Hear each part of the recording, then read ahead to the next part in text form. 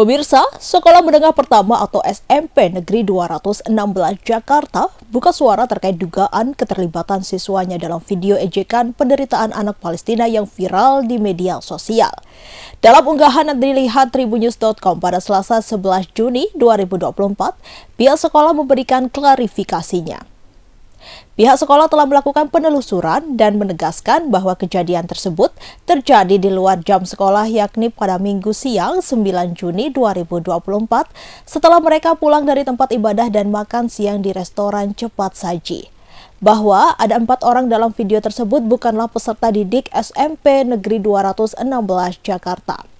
Namun yang merekam mengunggah video memang menjadi siswa kelas 9 SMP 216 Jakarta. Mereka merupakan teman ibadah. Sekolah telah mendalami perihal video yang sudah beredar. Pihak sekolah sangat menyayangkan dan mengecam perilaku dalam video tersebut. Pihak sekolah mengklaim selalu mengajarkan dan menjunjung tinggi sikap toleransi. Dalam video pendek tersebut memperlihatkan beberapa remaja putri mengolok-olok penderitaan anak Palestina di restoran cepat saji. Para remaja wanita tampak sedang makan dan berbincang. Awalnya, ada seorang remaja berbaju merah tengah menyantap tulang ayam goreng. Remaja tersebut lalu bercanda dengan mengucapkan tulang anak Palestina sambil menunjukkan tulang ayam dari sisa yang ia santap. Setelahnya, ada seorang remaja lagi yang memberikan candaan tak pantasnya sembari tertawa. Perjuangan melawan Israel terus dikobarkan sayap militer Hamas Brigade Al-Qassam di jalur Gaza. Terbaru, Hamas mengklaim berhasil melenyapkan tentara Israel dalam perangkap mujahidin di Rafah. Kantor berita Libanon Al-Mayadin melaporkan adanya pertempuran sengit antara Hamas dengan pasukan Israel pada Senin 10 Juni 2024. Lokasinya berada di sekitar Kiem Al-Sabora, kota Rafah, Gaza Selatan. Hamas rupanya mengetahui ada bangunan di lokasi tersebut yang digunakan pasukan Israel untuk berlindung. Tak ingin menyia-nyiakan kesempatan, militan tersebut kemudian meledakkan bangunan yang menjadi target. Brigade Al-Qassam mengatakan operasi tersebut mengakibatkan banyak korban di pihak Israel.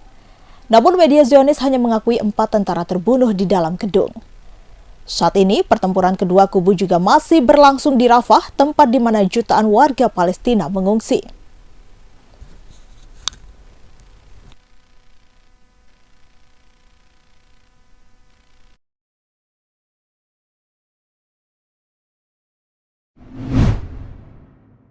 Pemirsa, prediksi skor Timnas Indonesia versus Filipina pada matchday pamungkas Grup F putaran kedua kualifikasi Piala Dunia 2026 zona Asia.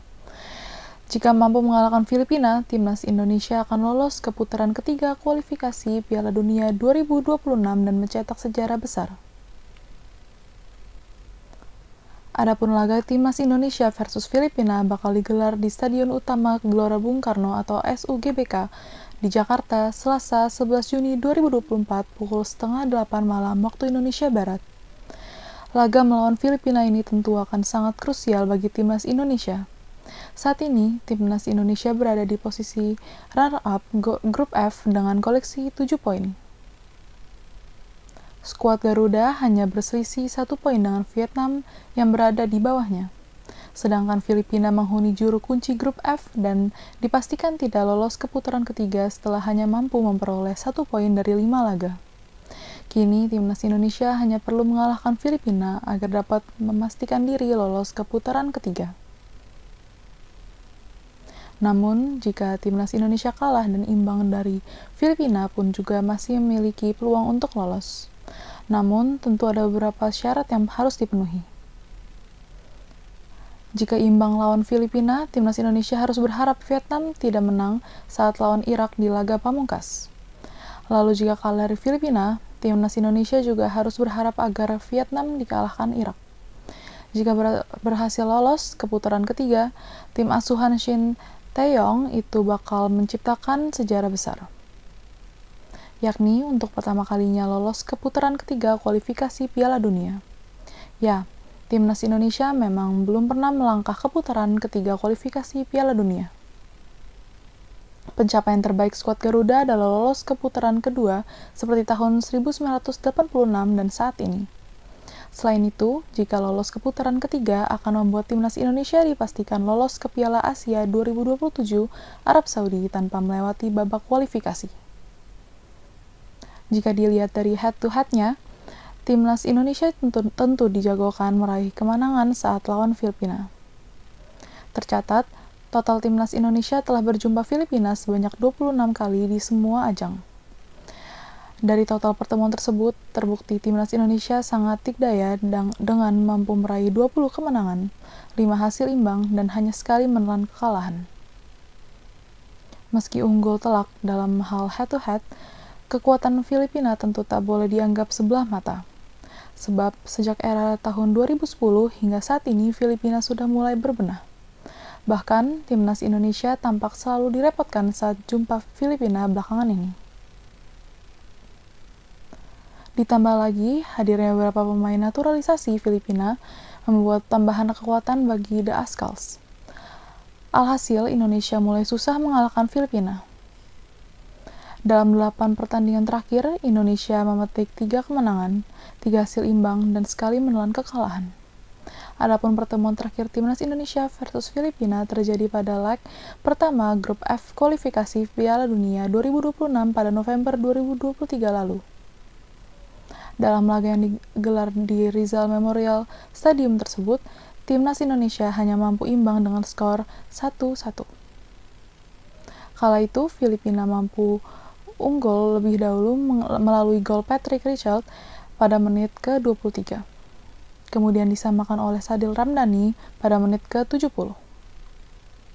Meski begitu, timnas Indonesia tentu diharapkan dapat mengalahkan Filipina di laga nanti. Apalagi timnas Indonesia saat ini telah memiliki banyak pemain naturalisasi baru yang belum bermain pada saat itu. Sebut saja Tom Haye, Ragnar Oratmangoen, Jas Itzes, hingga Calvin Verdong berpotensi menjadi ancaman tersendiri bagi Filipina nanti.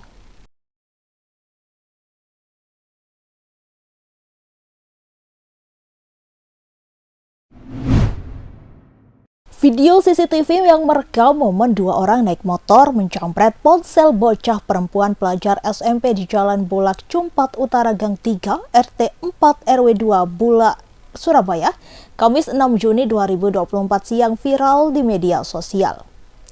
Berdasarkan video berdurasi 6 detik yang diterima tribunjatim.com, pelaku berjumlah 2 orang berboncengan mengendarai motor metik berwarna merah dan putih yang diduga bermerek Honda Beat. Pelaku yang bertindak sebagai joki motor sarana aksi tampak mengenakan kaos oblong, berwarna abu-abu, bercelana pendek, dan bersandal slop warna hitam. Kemudian, pelaku lainnya yang dibonceng tampak mengenakan kaos oblong bermotif garis-garis horizontal, bercelana pendek warna putih, dan bersandal slop warna hitam. Ternyata, joki motor sarana aksi itu juga bertindak sebagai eksekutor penjamretan ponsel. Pada Sabtu 8 Juni 2024, warga setempat Hanif 65 tahun mengatakan aksi penjamretan yang dialami oleh korban terjadi sekitar pukul 13.00 waktu Indonesia Barat. Berdasarkan informasi yang dihimpunnya, korban merupakan pelajar SMP negeri yang berlokasi di Jalan Kalilomlor, Indah Tanah Kali Kedinding, Kenjeran, Surabaya. Saat kejadian, korban sedang memakai pakaian seragam pramuka, berkerudung, mengenakan rok panjang, dan bertas ransel hitam. Namun ia tidak mengetahui pasti identitas korban termasuk jenis merek ponsel yang diambil oleh para pelaku penjamret tersebut. Insiden penjamretan yang dialami oleh korban terjadi saat sedang berjalan seorang diri menyusuri gang permukiman setelah pulang dari sekolah. Saat itu korban sedang mengoperasikan ponselnya untuk menelpon ibunya yang kebetulan pada hari itu tidak menjemput korban sepulang sekolah. Belum juga rampung menelpon, ponsel korban langsung diambil oleh pengendara motor misterius. Korban sempat menangis hingga berteriak-teriak seraya berlarian mengejar para pelaku yang menggeber kencang motornya. Kegaduhan tersebut lantas membuat warga yang bermukim di sepanjang gang tersebut keluar. Hanif menambahkan korban yang terus-menerus menangis, panik dan ketakutan ditenangkan oleh warga. Lalu diantar pulang oleh salah seorang warga berinisial EA menggunakan motor ke rumah korban di kawasan Jalan Bogangin, Makam. Mengenai sosok para pelaku, menurut Hanif, para pelaku diperkirakan masih berusia belia atau kisaran belasan tahun. Pelaku yang dibonceng tampak lebih muda ketimbang si pelaku yang memboncengnya. Wajah dan nopol motor korban sempat terekam jelas kamera CCTV di gang permukiman tersebut. Ia berharap pihak kepolisian dapat segera menangkap para pelakunya. Sementara itu, Kanit Reskrim Polsek Kenjeran Pelabuhan Tanjung Perak, Surabaya, Ibtu Muhammad Fauzi mengatakan pihaknya belum dapat memastikan adanya laporan kejadian kriminalitas tersebut. Namun pihaknya masih mengirimkan beberapa orang anggotanya ke lokasi kejadian untuk memastikan adanya kejadian tersebut.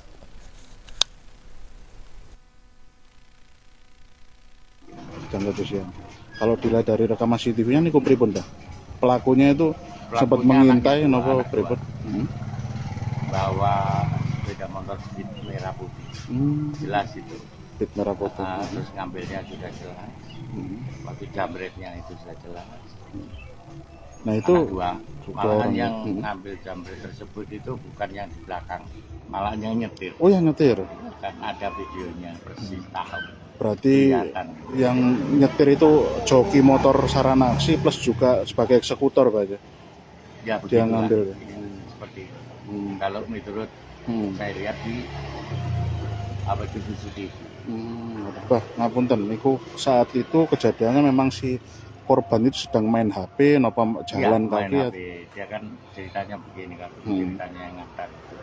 Saya nggak dijemput sama mamanya. Nah, ternyata dia ngubungin mamanya, kok nggak dijemput aku, jadi apiannya sendirian dia jalan. Telepon atau ngetik? Oh, itu posisi telepon ya? Telepon gini, langsung dicamber.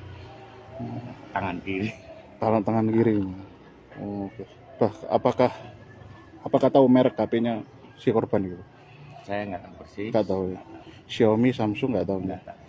Oh, gitu. Yang jelas yang apa itu pelaku itu membawa sepeda motor Fit 6 merah putih. Seri nomornya kurang terang. Download Tribun X sekarang, menghadirkan lokal menjadi Indonesia.